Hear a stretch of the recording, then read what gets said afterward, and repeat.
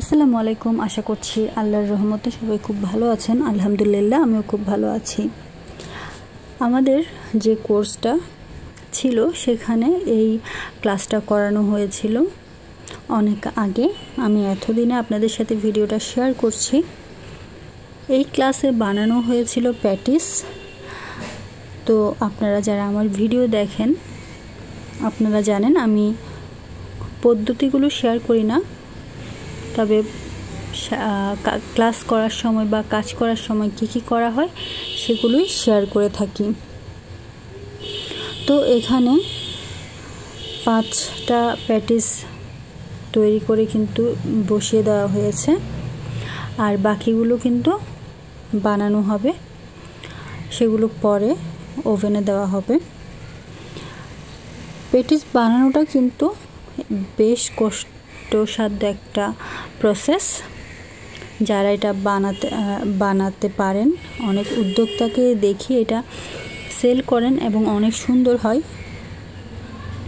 তারা আসলে অনেক বেশি গুণী মানুষ বলেই আমার মনে হয়। আর আমার পক্ষে কিন্তু একা এই প্যাটিসটা তৈরি করা সম্ভব না, কারণ এটা করতে অনেক বেশি লেংথি প্রসেসের মধ্যে যেতে হয়।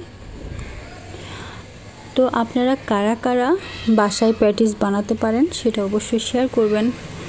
আর এখানে কিন্তু বাকি প্যাটিসগুলোও দিয়ে দেওয়া হয়েছে ওভেনে। আর আমি ভিডিওতে খুব শর্টকাট ওয়েতে বা খুবই কম কিছু ক্লিপের মাধ্যমে আপনাদের সাথে শেয়ার করছি প্যাটিস বানানোটা, কিন্তু আসলে অনেক বেশি সময় লেগেছিল। তো এই তো হয়ে গিয়েছে প্যাটিস। ক্লাস শেষে আমি বিভিন্ন কাজে গিয়েছিলাম, সেগুলো কিন্তু আপনাদের সাথে এখানে শেয়ার করব।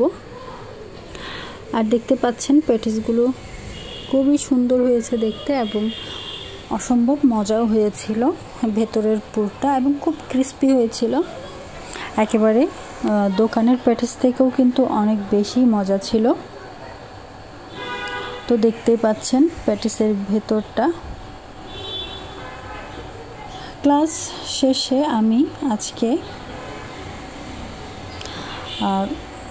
আজকে না মানে সেদিন আমার কাপড় সেলাই করতে দিয়েছিলাম, যে সেগুলো নিতে গিয়েছিলাম। তো যখন আমি এই ভিডিওটা আপনাদের সাথে শেয়ার করছি ততদিনই কিন্তু আমার কাপড়গুলো বলতে গেলে পুরানোই হয়ে গিয়েছে, অর্থাৎ এত বেশি পরা হয়েছে, পুরনো করে ফেলেছি, কিন্তু আপনাদের সাথে ভিডিওগুলো শেয়ার করা হয়নি। তো দেখতেই পাচ্ছেন আমার কাপড়গুলো কিন্তু দেখা যাচ্ছে, এই 2টা কাপড়ই ছিল। আর কাপড়গুলো নিয়ে আমি সেদিন আমার একটা ফ্রেন্ডকে মশলা দিতে গিয়েছিলাম তার অফিসে কিন্তু আমি আরও বেশ কয়েকবার গিয়েছি, যেটা আমার ভিডিওগুলোতে আমি শেয়ার করেছিলাম। সে এখন অন্য একটা জায়গা থেকে তার মশলাগুলো রিসিভ করে, আমি সেখানে গিয়ে দিয়ে আসি। এই অফিসটাতে সে আর কাজ করে না, কিন্তু এই অফিসেও আমার কিন্তু বেশ অনেকবার যাওয়া হয়েছে তার পণ্য নিয়ে। আলহামদুলিল্লাহ সে আমার পেজ আয়াতসের মশলার নিয়মিত একজন ক্রেতা। তো সেদিন লিফট বন্ধ ছিল, কারেন্ট ছিল না, তাই জন্য সিঁড়ি দিয়ে উঠতে হয়েছিল। আর এটাই তার অফিসের ভিতর কিন্তু খুবই সুন্দর ব্যবস্থা রয়েছে, যারা বাইরে থেকে আসবে তারা যেন বসতে পারে, ওয়েট করতে পারে। সে একজন আর্কিটেকচার। আর তার মশলাগুলো আমার দেওয়া শেষ। যেহেতু আমি আমার ক্রেতাদের ছবি খুব একটা তুলি না, তার জন্য এখানেও ভিডিও করিনি। এরপর আমি বের হয়ে গিয়েছি এবং আরেকটা কাজে যাব। কোথায় যাচ্ছি সেটা আপনাদের সাথে শেয়ার করব অবশ্যই।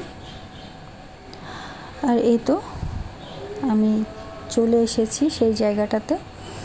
এই জায়গাটা হচ্ছে দেওয়ানহাট। এখান থেকে পাখির খাবার কিনতে বলে দিয়েছিল আমার ছোট ভাই, তো প্রায় সময় সে এখান থেকেই কিন্তু কেনে।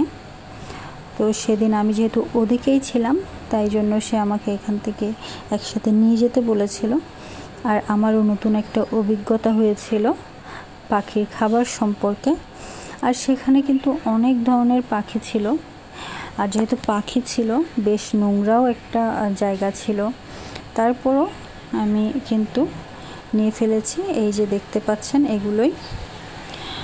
তো এরপর হচ্ছে ফেরার পালা। ফেরার সময়ও অনেক বেশি জ্যাম ছিল,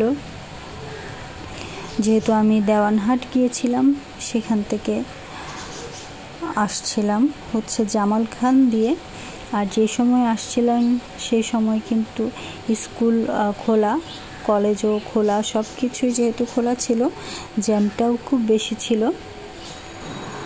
আর অনেক মানুষ তো গাড়িও পাচ্ছিল না, এমন অবস্থা।